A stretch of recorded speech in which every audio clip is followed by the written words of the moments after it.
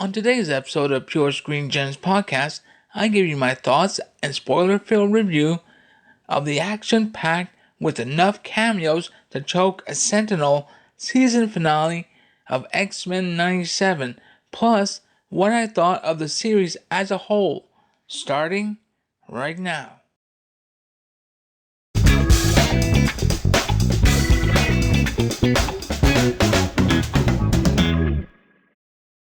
Well, hello and welcome to Pure Screen Gems podcast. My name is Andre, and this is a review of the season finale of X-Men 97, Tolerance is Extinction, Part 3. Now, before I give my thoughts and reviews on the season finale, if you're a new listener to the channel, please subscribe and like our content, and don't forget to smash that bell so you won't miss any of our content, so you'll get those notifications. And to all our returning listeners, I appreciate you all coming back week after week, listening to these reviews for X-Men 97. With all that down, let's get to the review. Before I forget, this is a spoiler-filled review, so if you haven't seen the episode, go on Disney Plus and go watch this extra-sized episode, and then come back and listen to this podcast, because this is going to be chock full of spoilers. Okay, so you've been warned. Okay, now, wow, what a way to start off a finale. But let's start at the beginning. In the opening credits, we still had a couple of new shots with Professor X and Magneto that came straight out of the old series from, what was it, The Final Decision or Enter Magneto, one or the other. And the other one was with the Hellfire Club. And as soon as the episodes start, we're introduced to Magneto and Xavier in a bar in World War II. We assume that it's a flashback where they introduce themselves, or they reveal themselves, I should say, as mutants. And the look on Magneto's face where he's looking around to check and just to make sure that no one's looking, so he won't draw attention to himself while he's talking to Charles, while he's revealing the fact that he's a mutant to Charles. Charles bends people's minds while Magnus bends metal, and Magnus feels that it's easier to bend metal than bending people's minds. That was a good line. And essentially, that's where we as the audience realized that Charles was in Magneto's mind all along, and basically just told him, either you set things right or I'll do it for you. But true to form, Magneto, was as stubborn as ever. So, Xavier did what he had to do, and things went back to the way they were, at least concerning the planet itself, concerning the power. And that's where us as Marvel fans got a buffet of cameos. I mean, come on. Captain America, Iron Man, Daredevil, Cloak and Dagger, Alpha Flight, Silver Samurai, Doctor Strange, Black Panther. Later on, we find out it's not T'Challa, but T'Chaka, the father. Polaris was there. Okay, now I'm just thinking about all the cameos that we had. Not necessarily in that scene, in those little scenes right there, but in the whole episode. I was thinking, are we still going to have Spider-Man? But no, but we got the next best thing. We got Peter Parker and Mary Jane.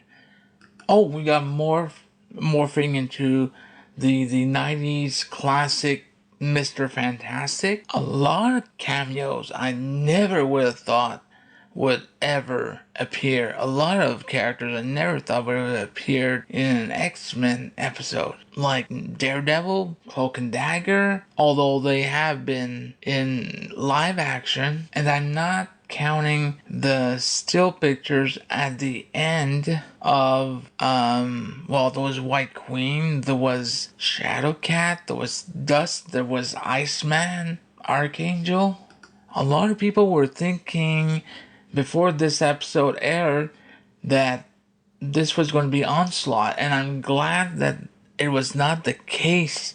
Onslaught was not coming in this episode, and I'm really glad because, well, I'll save that for towards the end because I'm going to also give my thoughts on the season as a whole. So I'll save that for later. But to me, the biggest surprise was Phoenix. Although that was another character that was prominent in the opening credits in this episode also. So we really have to pay attention to these opening credits. It's not like the animated series from the 90s where it's always the same thing, so we don't really pay attention to it because it's the same thing from week to week. But in this case, it's not. And I'm really glad that this episode was an extra sized episode. I mean, it was 42 minutes compared to the others. This was almost a double length episode compared to an ordinary episode from the classic series. They really needed the extra 7-8 minutes really to flush out the whole Xavier Magnus storyline. Without that extra time, I'm not sure they would have stuck the landing. Now let's talk about Rogue. I mean, she really went all out on this one, channeling Gambit with that line that she gave. The fight between her and Bastion in space, oh my god, that was epic. And then the tag team between her and Sunspot against Bastion, and talking about tag teams, I mean Cyclops, Nightcrawler, Jubilee against Bastion.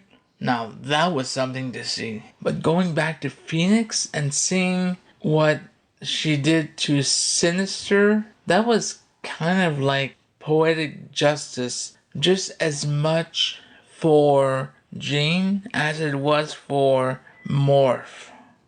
And I was so happy that they did that. It's about time that he had his comeuppance. Lord knows that Mr. Sinister tortured them long enough. Oh, and before I forget, I've posted a poll in the community tab of the YouTube channel Pure Screen Gems, and it's now that X-Men 97 Season 1 is over, which comic book storyline do you think will be used in Season 2? Do you think it's going to be Messiah Complex, Age of Apocalypse, Onslaught, or all of the above? Go ahead in the community tab and let me know. So going back to the episode, it seems like the fight between the X-Men and Bastion seems to be like at a standstill, and at some point Cyclops says, okay, gang, stand down. This is not the way to do it. And that's where he wants to reason with him and says, listen, I know what you're going through. I'm a parent. We tried, or the professor tried to talk with your mother, and your mother just pushed him away, closed the door, was scared, and she made a mistake, and we get that. But people today are still making babies, and there's still going to be mutants evolving. But Bastion's counterpoint was, yeah, but the thing is, people don't want mutants around.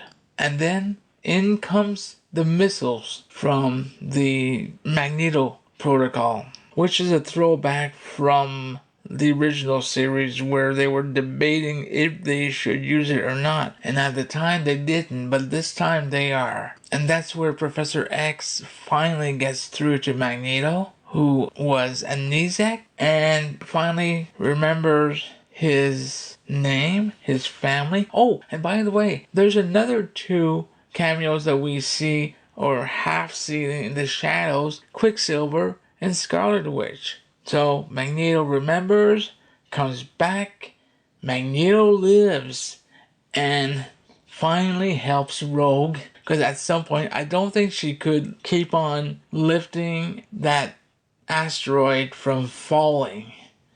So let's just say the magnetic field really helped. Or did it? Because we all know, assuming that you guys have seen this episode. So, or did it? So, as far as people in 2024 know, the X-Men are dead. But in reality, part of them are in 3000 BC and the other are in, what is it, the 3094? And it all connects to Apocalypse. It all connects to Apocalypse, Nathan, and Rachel Summers. And we get our first to be continued. Here's hoping that we don't have to wait 2 years or a year and a half. The closer these episodes are, the better. And a lot of times what I do is I like to watch other people's reactions to these episodes. Not that it influences me or my opinions or my reactions, but it's always fun to see people's reactions and what their take is. But this one in particular, had I not listened to at least one reaction, I would not have known that there was a post-credit scene with Apocalypse. So when he said so much tragedy, so much death, and then he has this death card. Now I'm thinking, oh my god, Gambit is going to be his horseman, Death. So they're going to bring him back in the 2nd season? Honestly, I wish they wouldn't. I really wish they would. I mean, yeah, I love Gambit. Great. But I wish they would just keep him where he is, underground, and let's not bring him back. Let's not do this. It's like Angel. When they took Angel and put him as the Angel of Death, Archangel, I understand it's part of comic lore and its evolution. But anyways, as a episode, as a season finale, this was a banger. I could not ask for anything better.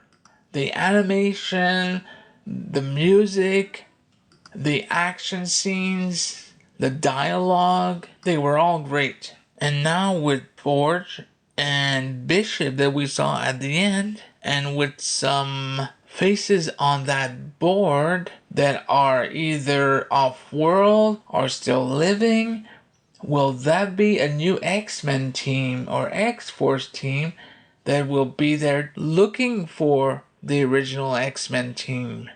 Now that would be something. Oh boy, I can't wait for this 2nd season to come. I mean, the last episode just dropped and I'm already speculating on what's going to happen, and this is unknown territory for me because these are storylines that I had never read in the comic books. So this is going to be fun for me. If you guys know anything about this, please drop a comment below for me. So I'll be a lot more informed and it'll help me along. For me, the whole season as a whole, I've got to say, it's really well crafted. The animation, the music, the storylines, everything is well done. The only gripe that I have is that in 10 episodes, they have done more or less, they've just gone through about 200 issues of X-Men comic books. That's a lot of storylines. That's way too much. They just didn't take the time. I understand this is a Disney Plus show. It just felt like one of those 140 character Twitter feed. When you take the Phoenix Saga, or the Dark Phoenix Saga that they did back in the 90s, well, at least they took the time to take 5 episodes, 4 episodes. That was just perfect. That was great. But this, I mean, everything was great except the pace. It was too fast. It was intense, but it was so fast that for a comic book fan, I couldn't enjoy the whole process of, I'll give you an example, the whole Goblin Queen storyline. Normally that should have been at least 2 episodes. The same thing for the Executioner. It felt like a mashup of different storylines, although it was very good, but it's just, I don't know, you just had to take a lot of things, put them together, and what's the right word for it? It felt like a smorgasbord of storylines. Just mash them up together and they'll kind of fit. But that's my only complaint about this show. The rest, I loved it. I mean, it's like 2 big thumbs up for me. It's also a very more mature X-Men. They've obviously made this show for us, those who've grown up with the show. Actually, these episodes were written by X-Men fans for X-Men fans. So that's pretty much my thoughts for the overall season of X-Men 97. And please let me know in the comments below, what did you think of this episode? What did you think about the action? What did you think about the animation, about the music? Did you like it? What did you like? What did you dislike about this episode? What did you like about the season overall? What did you dislike? And again, I appreciate everyone who has stuck with me through every week by listening to each of these reviews. It's something that I really loved doing, and honestly, I really didn't think I would have done something like this on the channel, but I'm really happy that I did. It was an incredible experience. It gave me so much joy and something to look forward to, and I will definitely do this again for X-Men 97 Season 2, or maybe it'll be X-Men 98. In any case, I'll be here. Meanwhile, I'm doing reviews for the new Doctor Who season, so if you want to join me for that, please do. So until next time, stay safe, stay excellent, and I'll be seeing you. Bye-bye.